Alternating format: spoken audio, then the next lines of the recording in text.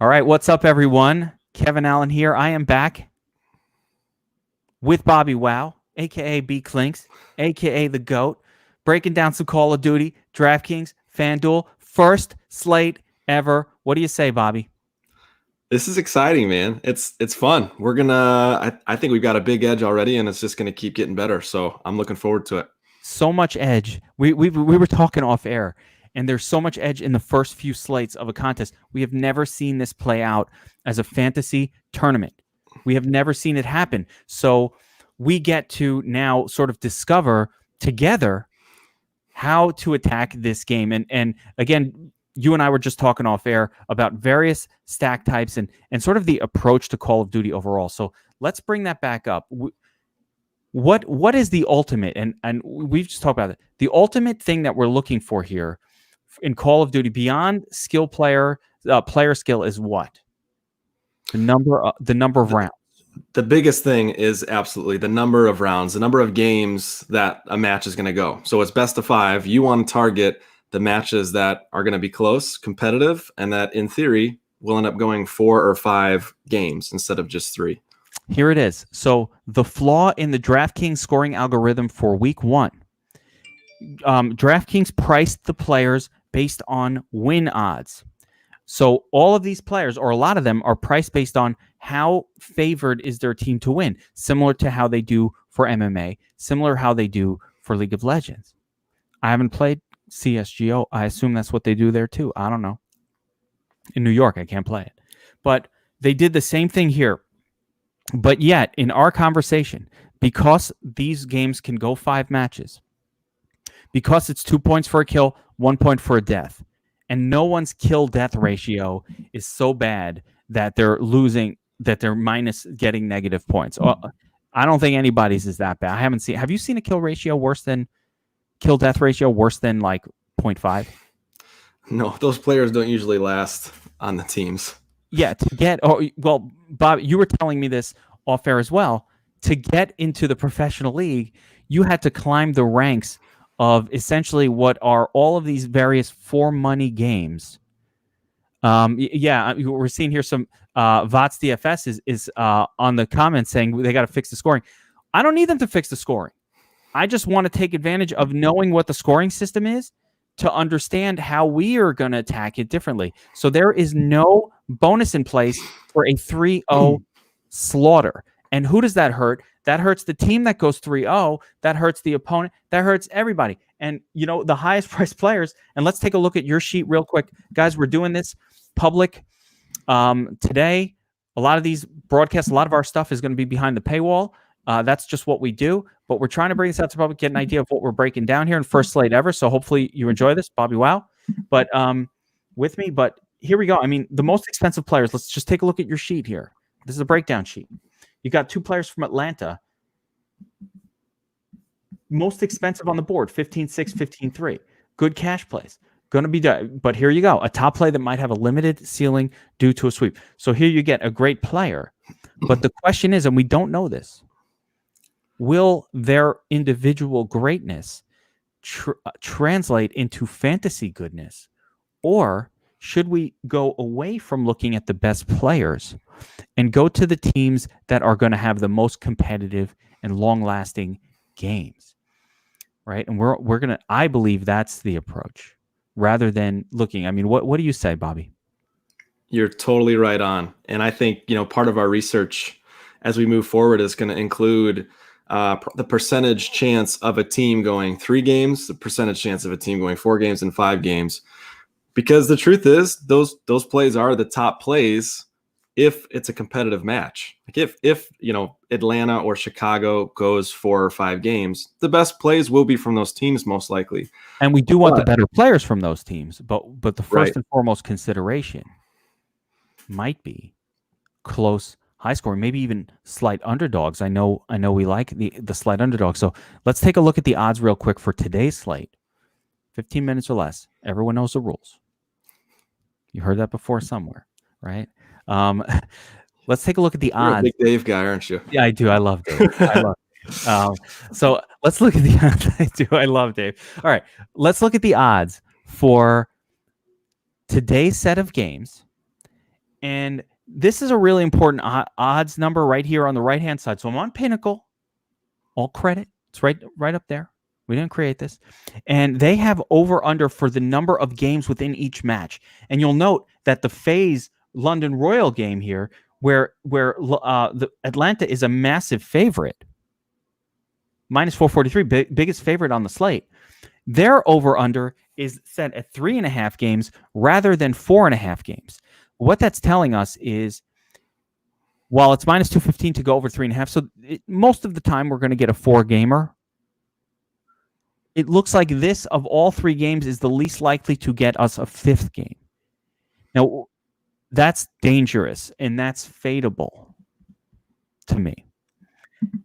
What I'm seeing something here that's interesting, Bobby, and this will be interesting in the way the slate plays out, is the other 3 games on today's slate. And can you see this? Is this big enough for you to see on your screen? Okay. So the other 3 games, and I want your opinion on this, they're showing for minus 4 for 4.5 games, it's minus 218, minus 220, so the same, minus 240. So for all intents and purposes, those numbers are the same. All 3 of the games have the same likelihood of going to 5. All are about 65%, 60 to 65% chance of going to 5 games. What that means for our purposes is we'll possibly get at least 2 of these games going the full 5, which means what for fantasy purposes? These are the games you're going to want to stack up. No doubt about it. Chances are one of the 3 games will not. So that's where the stacking really does come into play very heavily as well, because we want to be sure to be on the 2 games that do go, the games that do go to 5, and in a perfect world, the winning team of those games. But not necessarily. I think you can score really well as a loser in this sport. But it looks to me like we can afford to get stacks of 3 for 2 teams that win, that go the full 5. So let's look at some of these other matches. Obviously, the FaZe, heavy favorites. You've got Seattle, Los Angeles, pick 'em odds, and the highest likelihood to go to 5. So let me jump back over to your cheat sheet here, and we want to see Seattle. We want to see Los Angeles. Seattle here, top player, Octane. There you go. Gotta like Octane here. Tell me about him. To me, Octane is the top play on the board. He's the most expensive, so it checks out pricing wise. But he does everything for that team, and he's gonna be really popular. But in a match where it's expected to go 4 or 5 games, when you've got maybe arguably the best fantasy player, he's going to be a guy that you're going to want a bunch of in your lineups. We will eventually be adding kill death ratios and a couple other stats to our sheets. We're working with some companies that have the stats, and we just want to make sure we have permission to sort of work with them and use them. So we didn't want to show it here today, but we'll have those numbers in future sheets. But essentially, yes, Octane, great kill death ratio guy, lots and lots of volume of kills. And on a team here in Seattle that is looking like a pick'em game, going potentially 5 rounds, that's your top play on the board. Very nice stuff. I'm trying to look through the sheet here. So are we pairing him up with Apathy, save a little bit of money, another Seattle player? And I'm starting to think if we got even third here. And there you go, Karma down here for the affordability. So I'm thinking if you're doing a Seattle stack, you're talking about Karma. Oh, man, for me to keep finding Apathy, and this is why I want to pair them up. Karma, Apathy, and Octane as a 3-man stack, maybe as a starting point for lineups. Now, they might not win. Octane, let's go to Karma. I'm going to have a hard time remembering these names each time we try to do this. And Apathy, was it? You know, yep. Apathy is one of the 7 deadly sins. Oh my gosh! I'm just letting you know. I think it's relevant. I don't know why, but it is. We pair them up with Gluttony on an opposing team, and we can really start to get into some trouble over here. A real high leverage play there. Yeah. You were not expecting me to go there with this at all, were you? All right. So one potential stack here. Average remaining per player, 6,100. Sounds like, oh, I can't afford it. But no, you get a team in here. You can put, let's say, all right, so what was, let's look for another team that we could stack just as an example here. Let me real quick about teams before we pick a team. A couple interesting things to know. One, a team can score a maximum of 28 points.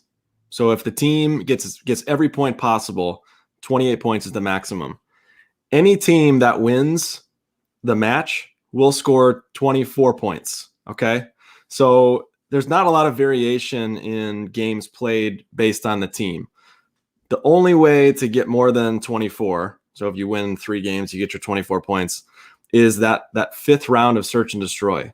If it goes 5 rounds, remember you get a half point for every round of search and destroy wins, which that would be what bumped you up. That's the only team scoring.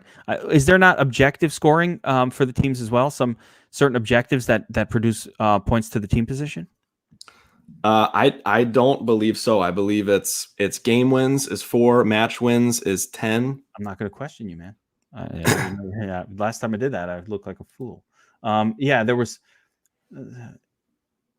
Well, we have to see. But so what you're saying is essentially the team scoring is not going to vary much from one team to the next. Yeah, it would be 3. If you're looking at winning teams, it'll be 3 points. In all likelihood, that would be the difference. So you want to pick a winning team.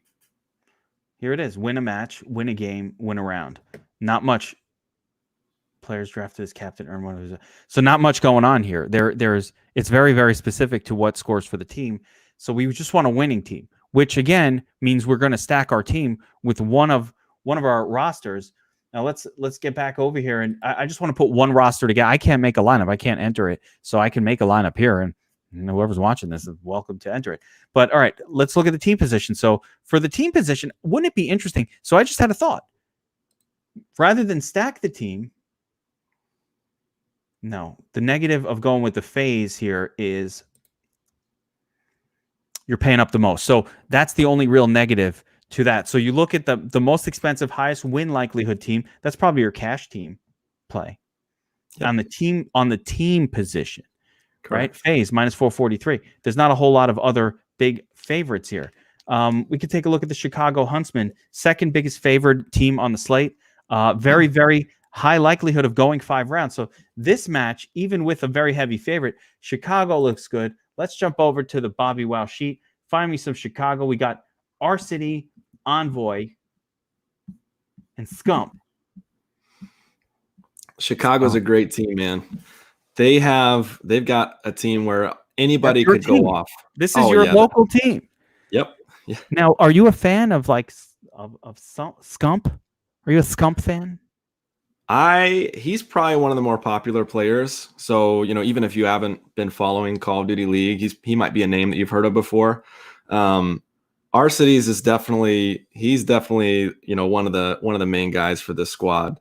But again, they're relatively balanced and everyone on that team has a high ceiling. It's hard to nail down exactly who's going to go off. Unlike Seattle, where you've got Octane and he's going to be the lead dog for that team. Oh wait, you know what? I just realized I was reading this backwards. So okay, I was reading the over under backwards. Now I understand what you mean by a big sub risk here, because I was looking at, I had the over under backwards. So over 4.5 plus 179. Let me just reverse what I was saying earlier in this whole broadcast here, because now I just realized I was reading over and under backwards. Most of the games, it's favored to only go 4 rounds, not 5, which brings us back around to an original thought that you were saying and that we talked about, which is it might only be one game that goes to full 5. And in that one game, it's quite possible that a game stack is what wins the whole damn thing. So let's keep that in mind. That game stack, though, you do a game stack and then you throw in Atlanta FaZe as your team because you can't play only players from one game. You put the heaviest favorite team in there. You can do a game stack. So the game, all right, that's where 4-game risk comes into play. So what is our best chance of going over? And basically, it's all very close here. I mean, looking at these numbers, plus 160, plus 162, plus 179. It's all very close. Seattle, LA, and Dallas and Optic Gaming. Those are the games that I would be most heavily invested in. I actually think Chicago, and this isn't even my bias speaking, I think Chicago is undervalued. And I actually think, just kind of a special, London, the Royal Ravens, I think they've got a decent shot at moving to 4 or 5 games with Atlanta. So just for what it's worth. You think London Royal? See, what I like is the Bobbywow mentality, guys. This is how you win $1 million on DraftKings. The least obvious game that will go to 5 rounds is the one with the heaviest favorite. So it's almost backwards, but I don't want to outthink us when the field hasn't even figured out the basic strategy yet. Like, we're now outthinking the field before the field has even figured out that you shouldn't target. I don't believe that the field knows that you should not target the heaviest favorite because they're likely to win in 3 games. Like, I want to outsmart the field like a week from now. when you know what I'm saying? But that's the right approach, except I'm not quite ready to do that in the sense week 1, because I don't think anybody even realize. I think the field will just be heavy on that team incorrectly rather than for game theory purposes. So Robert Hughes asking, would Octane have to be the highest scorer on the slate to be optimal and captain? And the answer is yes. Yes, he would be. He would need to be. You pay all the way up. You got to have the top guy, the top scorer. But so it's like next level thinking here. We've got to find the games that go to 5. Somebody asked a question, how important, here we go, Sports Life, how important is 5 games if the last one is SD? I don't know what SD means. Search and destroy. So okay. I'll say this. The jump from 3 to 4 games in scoring is more significant than 4 to 5. So kind of what you were implying there, Sports Life. Search and destroy is the lowest scoring of the games. However, least kills, and to get objective points, you have to plant or defuse a bomb, which is something that only specific players do sometimes, and it doesn't happen every round. So I think there could be a 20 to 30 point jump in score for a player from round 3 to 4, from game 3 to 4. I think that might be more in the 15-ish point range for 4 to 5, if that makes sense. So nailing 4 games is crucial. Nailing 5 games, that's like you're talking being in the nuts for the lineup. It's really tough because we're gonna have to watch it play out. That 15-point final game of Seek and Destroy could be the difference between the nuts or not.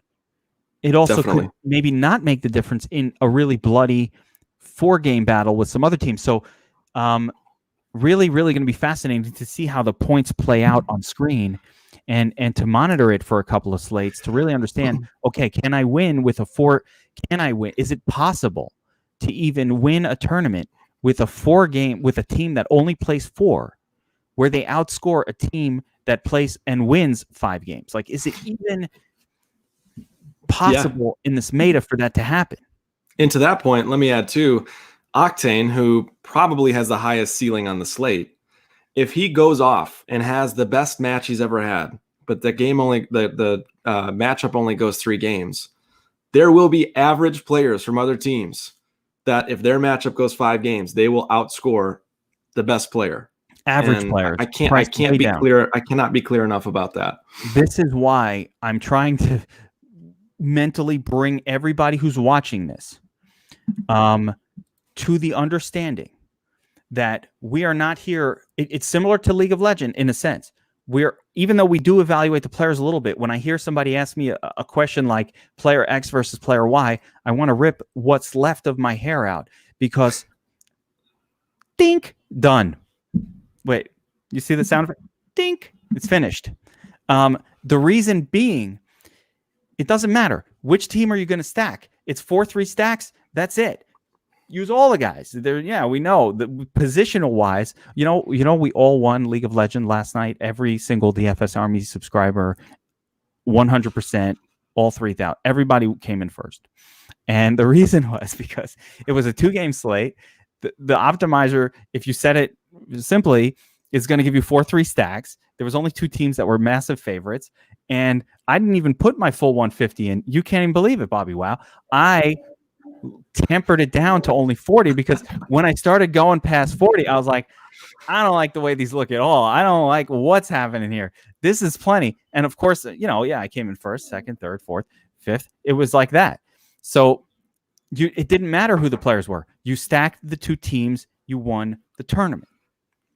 And I think that's going to be a lot of what we have going on here. So we're looking at the closest game being Seattle and Los Angeles. Great chance of going to 5 rounds.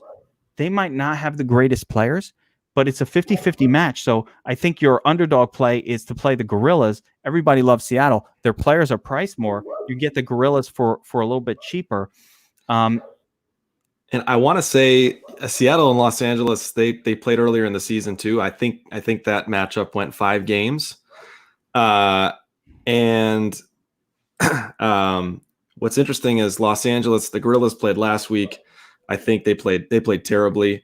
And in the Seattle Gorilla matchup from last time, Los Angeles jumped out to a 2-0 lead, and then Seattle came back and won 3-2. So definite 5-game possibility with that matchup.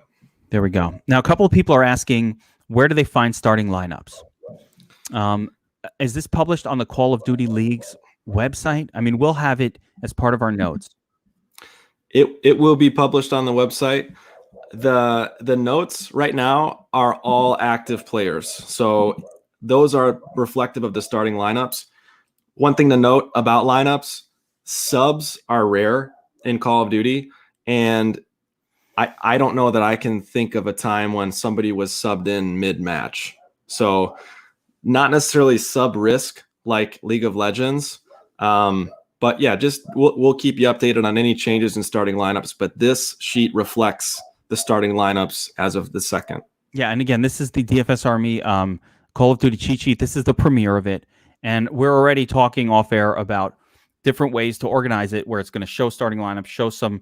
We'll have the starting lineups broken out. We'll have the game odds broken out. We're going to show it a little bit differently to create an easier visualization for stacking. This is just something we're learning on the fly, literally as we go. Like, Bobby, me and you were DMing at like 3 a.m. last night, coming up like, oh, I think this and that. So coming up with some different strategies for this stuff. So, it's all new. It's new for us too. Here we go. Mitch Wright is saying, do not play this group of players. They've been benched. Could be fake news. I don't know. I have no verification here, but Aches rated Lacefield or Saints. I don't know what teams they might be. Let's see if any. He's right. They're not in there. Okay, they're not on your sheet. So there we go. Very good, Mitch. Thank you. Not fake news. So all right. To keep things rolling along though. So I forgot where I was going with all of this. Yeah. We want to look at stacking up. Let me see if I can make a stack here. Let's do it. Let's do it online. So one team that I like based on these odds, we like the Gorillas. We like the Surge. So I've got, let's see, Seattle here. I've got one Atlanta team, and let's find one more team to stack real quick just to get a feeling for it. Now we could game stack it if we don't think any other games go 5 rounds. I don't like the idea of game stacking. I have a feeling it's not going to win. I have a feeling even a 4-game winner is going to outscore a 5-game loser potentially. We have to see it play out. I don't know. What do you think? I think it could be interesting. I would be more inclined to use a one-off if game stacking. And so, like, for example, in this matchup here, I would take a look at a guy like Aqua as somebody that could be stackable, assuming that goes five games. But yeah, I would probably lean away from game stacking unless you're using a one-off from the opposing team. I'm just like, we'll see. The only way we find out is when we look at the results of the contest and see what won, right? But right now, all right, let's make a secondary stack here using Dallas. Dallas is an interesting team here, heavy favorite, but really good chance of going over 4.5 points. So that seems like another team, seems like a chalky approach to me. Let me grab a couple of players off your sheet here from Dallas. Let's see. I got a couple of 4-star plays here. Illy and Shotzi. These names, they're the best. And Shotzi. All right, where's Shotzi, man? Shotzi. Look at this. Look at this, Bobby. Wow. There it is. Perfectly. $100 left over. Let me hammer it. Let me oh, son of a bitch. New York. This is ridiculous. DraftKings. DraftKings DK assist hashtag. Get me. What's going on? I want to play Call of Duty. This is bullshit. All right. Anyway, I can 15 minutes. We got to keep it to 15. So everyone knows the rules. Everyone knows the rules. All right. Let's keep it to 15 minutes here. Quick breakdown. So here's your breakdown. That's your Call of Duty breakdown for this opening slate. Stack 2 teams. Try to stay. I'm saying this, Bobby. I want your opinion though, because I don't know. With the Atlanta heavy favorite thing, your initial thought is no one's going to play these guys. They're heavy favorites to not go 5. They're favored to go only 4 rounds, where much more so than other teams. I think people will play Atlanta. I don't think the majority of folks will understand the 5-game thing at this point. So you're totally right. I would keep it simple this week. If you are just desperate to scratch the silly for the milli itch, I would be more on London personally. There you go. So that is a classic. But keep it simple. Keep it simple Bobby this week. Play right there. He says, don't stack that super favorite. Everybody's going to be on them. And there's a great, I will full fade them. So I would recommend, I would not even touch Atlanta. And the reason being, more people are going to like them. They're heavily favored to win. And even in this lineup, you know what? Screw Atlanta. Might as well I don't see any reason not to use the team from one of the ones that you're stacking anyway. So I'm going to go with Dallas in this one. I'm going to change it. Go with Dallas. Leave some more money on the table. Now, I can't play it. Let me try one more time. Let me try this. Freebie. TK assist. Oh my god. Oh, screw me. I would be more inclined. Yeah, so I like your call of being more inclined to go with the London side of that game. Super silly for the Millie stuff, but my main. Let me go ahead. I was going to say, let me say one more thing just to play devil's advocate, Geek. I think you could see these 2 games, Seattle and Dallas, going 5 games, and both teams, even if both teams lose in the 5th game, they could still be in the nuts lineup, and that would mean you don't get that 10 points for the match and the 4 points for the 3rd game. So having a team, if you have the money to go up to a team like Atlanta in the team slot or a team like Chicago, I think that could be a good play, at least for this week. Because again, we don't necessarily need Dallas and Seattle to win the match in that scenario. It'd be good. But if they go 5 games, win or lose, they're going to score well. So does that make sense? Team, yes, totally. Like the 5-gamer doesn't even matter. It almost doesn't matter. As a matter of fact, I'm pitching. I have a scenario in my head where they're 2-2 going into the final.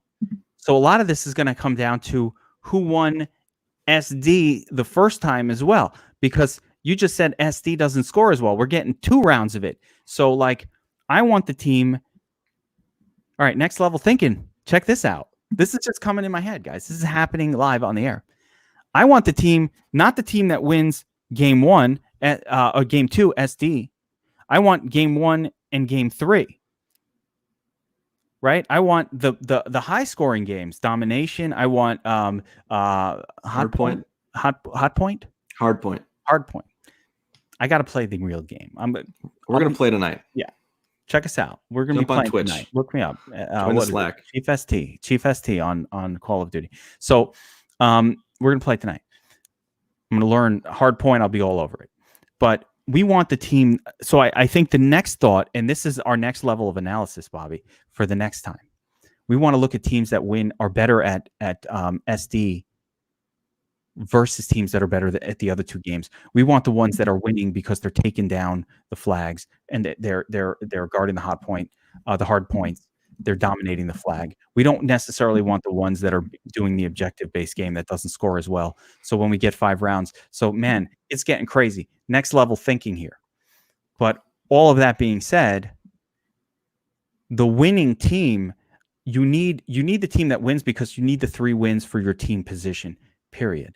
But I can outscore a team that wins with a losing team as long as their 2 wins came in domination and hardpoint, and the other team's wins came in SD, both of them. So there is a scenario where a losing team does outscore a winning team, although I think that's going to be less common. Brandon's asking, doing a 3-2 stack, should the 3 be part of the captain? I say yes, but I don't know that is a must. Not necessarily. Yeah, I think more often than not, I think that's right. But there's plenty of scenarios where it could be part of the 2. Yeah, and I think a lot of that's going to come down to your salary ability. And you could see here, I mean, you could put in Octane, the best player at captain for this slate, and still stack up 2 great teams. So, like, it almost seems like, yeah, put the best guy on, as long as you can afford it, put the best guy on whichever of the 2 stacks you're doing in the captain spot, whoever's the most affordable. So if you've got a guy like Octane, who's a great KD ratio guy, that's going to be producing the score. Every death reduces a point. Every kill adds 2. So a person who is a 1-to-1, but just does a lot of volume is not going to outscore a guy who might be a 1.3-to-1, like a supreme skilled player, going to be getting significantly more kills than deaths. And that's going to make a massive difference. Robert Hughes says the lineup I just made is the same one he just made. Sounds chalky, and plus we're in a public podcast and I just did this, so all 25 of you that are watching this are going to have this lineup. It's not a bad lineup. Other people will watch later. Here's a question: Atlanta in 4 greater than Seattle in 5? I say no. I say 5 is always the winner. This could be a unique scenario, Geek. I'm not going to say you're wrong, because you're not wrong, but Atlanta has at least their 2 top guys. If that game goes 4, I think Atlanta will outscore Seattle, even if Seattle goes 5, with exception to Octane. So if you're stacking, could be another stack. Maybe you stack, if you think Atlanta's going to go 4, stack Octane with a couple Atlanta guys. They are certainly favored to get to the 4th game, but not go to a 5th. It's the only, so they're not expected to go to 5, but they are certainly expected to go to 4. All the other teams are very much expected to go to 4. This one is the lowest odds of the few. And what if all the games only go to 4? I doubt that happens, but if that did happen, then yeah. And another thing to keep note of, Call of Duty, from what you described to me, is extremely merit-based in terms of who is on these teams. It's not easy to get to this pro level. Like, there are millions of people playing this, and you've got to climb the ranks and essentially ascend. It's not like, hey, this is my friend. No, you're ascending to this level. No one is there for any reason other than they are awesome at this game. So with that being said, anybody could probably win at any time. It's not like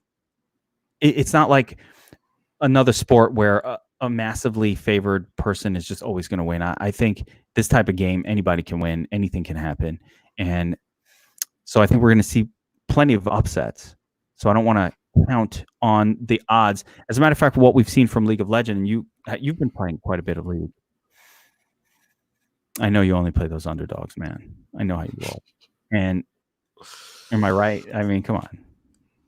I don't know. Advantage. If you're not part of DFS Army, the guy Advantage that runs the League of Legends stuff, he's worth the price of admission alone. So he's kind of changed my perspective on that a little bit. But he's so good, and him and Taco are the best. So really just an awesome team for League of Legends. I've been enjoying. I love it. I like it now. Like, I don't understand. It's so weird. 2 months ago, I would have thought you were freaking lunatic for playing this. I know. I probably made fun of people 2 months ago for playing League of Legends. Ugh. The amount of making fun of people for esports that I've done over the years, now I feel regretful for it. I have regrets. But yeah, I think for those of you watching this, the approach right now has to be 2 stacks, 3 players each, 1 including a team. Make sure the team that you're using is going to win. So we want to take, again, if we can afford it, we want to go all the way up to Atlanta here and take a team that we expect to win, because we can score well with a losing player, possibly well enough to even win, although that remains to be seen. We will learn if that's possible. No game stacks. I'm taking game stacks off the table. I don't think that's going to work. I need to see it before I believe it. But instead, focus on games that are closer odds. So Dallas, Optics, Seattle, LA, these two games, don't be afraid to play an underdog. And then go to the sheet, default to the sheet for understanding who the best players are on these teams. Is that a pretty decent approach for today? Love it. Yeah, I'm not going to get into sitting here and looking at every player and saying this guy's good, this guy's bad, because, hey, that's what the sheet is for. But also, I just think it's so much more important to focus on stacking. How many players are on each team? There's 5 starters on each team.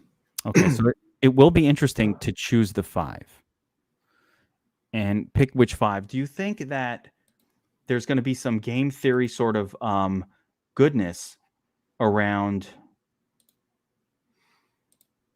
Here we go, flex. Game theory goodness around which of the 5 you choose. Like, let's say I want to stack a team. I guess this comes more with having an optimizer product. But let's say I want to stack this team, right? You've got all these 5 names, and I'm choosing the 3 most expensive. But is this where the stats component really comes into play? Understanding which 3 on the team to jump on, and is that a lot of how I can use your sheet this week? That's exactly how I would leverage the sheet. Yep. Okay. Like if you're stacking a team like Chicago or Atlanta, they've got the highest priced players for the most part, and so that might be a scenario where you decide you're going to plug in a cheaper guy to the captain slot. So like Major Maniac, I think, was one of the guys there toward the bottom of the list. He could be an interesting captain play, and that's all on the sheet. If you wanted to stack, some of the more expensive teams and keep those studs in that lineup. I love it. Yeah, it's all written right here too. So you've thought this all through. It's like, here I am, like coming up with stuff that you've already thought through completely. So for all intents and purposes, yeah, here we go. I've had 3 takedowns in the last week in League of Legends because DFS Army Taco and Advantage. That's awesome, man. That's fantastic. Brandon Price doing a 3-2 stack. Should captain be a part of the 3? We answered that already. Probably, but not necessarily. And my big thing is, how do we use this sheet today? And what it comes down to is each team has 5 players. So once you've determined your teams, then we look at the players, look at the sheet, read, this is the star, this guy scores well, this is the noob, whatever it is, choose your guys. And eventually we'll start to figure out probably, like the top 3, maybe those aren't always the 3 best. Or as we start to get statistics of player stats, we'll start to really, really break down even further. Although I do think salaries probably are determinative in a certain sense, because I do see how they broke down the salaries of these players. And Draftkings did a mediocre to pretty good job of pricing the best guys the highest. Again, with what I consider a mistaken caveat of higher odds, pushing certain players higher up in salary than they need to be, because the win odds just are not as important here as how much they score if they win. We're assuming they win when we play them as a stack. So use the sheet to determine which players from each team you really want to mess with for this round. And what I would say, I usually say don't go crazy in the first round of a new sport, but I'd pretty much go crazy if I could play in New York, because I don't think that the field has figured out how to attack this yet.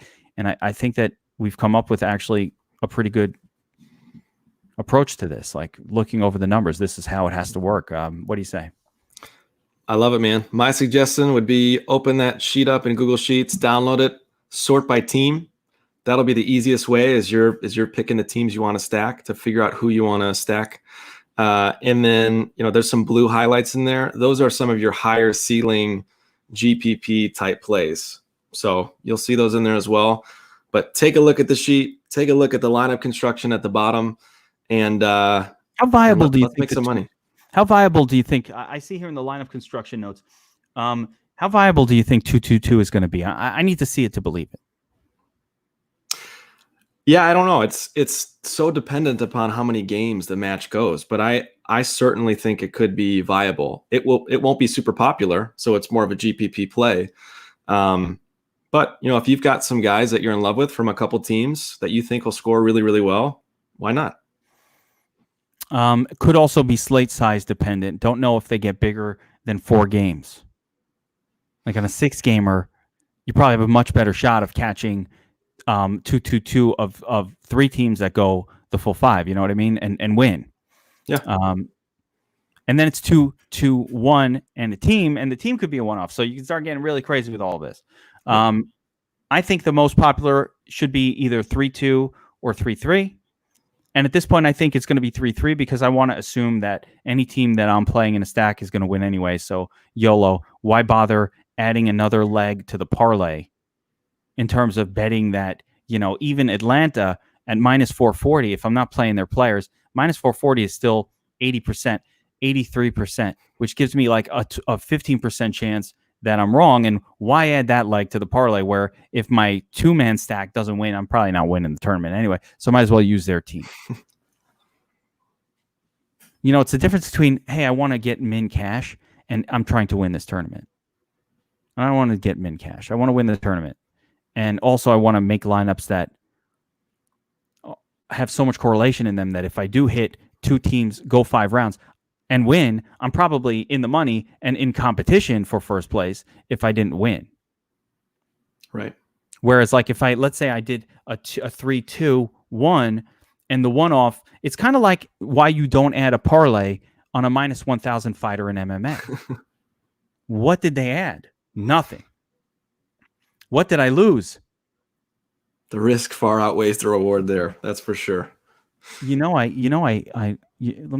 tell you a bad beat story. I know we're keeping this 15 minutes. So a bad beat story was in the MMA championships where I played I had 3 entries in the final and I just loaded up. It's a minus 1,000 favorite. Can't lose. And I thought to myself, I probably shouldn't play this guy. I should have one lineup without him just in case. But I'm like, minus 1,000, it's 98%. Why even bother? I just want to take the free points and move on. Of course, he got knocked out in the first round. And I still came in 5th place in the championship. But had I done, and all of my lineups were similar, had I done even just one swap over to the second highest favorite, 100% take the nuts solo in that contest. Take first place, 3 entries. Didn't do it. A minus 1,000 can lose. We've seen a minus 1,600 lose in League of Legends very recently. So it can happen. No reason to add that leg. And we're talking about a 440. No reason to add that parlay leg to what you're doing. Just play the team of the players that you're playing because we figured out that team scoring pretty much is the same in a win no matter who the team is. Doesn't matter if the team is great or not. All right, let's call it there. Bobby, this was good stuff. Slate locks in like an hour and a half or 2 hours or something soon. Hour and a half. Get in there, start crushing some lineups. Sorry this came late, but all the stuff is new. If you haven't seen the full overview strategy pod we did, I don't even think you need it. We basically just redid it again. So don't bother. This is it. So there we go. Good luck today. Bobby, good luck. I know I'm going to see you winning tournaments today. I just know it. So show me those screenshots and force me to drive to Jersey next time. I'm going. I'm reserving. Even better if it's someone else in the Army. Let's get those helmets at the top. Yeah, let's get some DFS Army helmets up top. If you're not a DFS Army subscriber, go to dfsarmy.com. Use promo code eSports. It brings your first month down to $20. We know it's the Rona. We know everybody's home. You're stuck. You want some DFS action, but you don't feel like you want to pay full price, or you don't feel like eSports is real. Check it out. It is awesome. We're having a lot of fun with it. We're keeping busy. We'll keep my mind active. That's important. I want to start deteriorating. DFS muscles it's like muscles. Like you go work out at the gym, you stop doing it, muscles get all flabby, start looking like the geek, right? He's like, hey, I don't want to look like that. We got to go back to the gym, right? Or you start to shrink up, shrivel up. You don't want that. So you can't let your DFS brain shrivel up. You got to keep playing. No football, no basketball. We don't care. We got League of Legends. We got eSports. We got COD. We got cash on delivery. We got it all. Cash on delivery. All right. I'll leave it there. All right, guys. Good luck today. Good luck, Bobby Wow. All right. You too, Geek. All right. Take care, my man. Get to New Jersey. Yeah.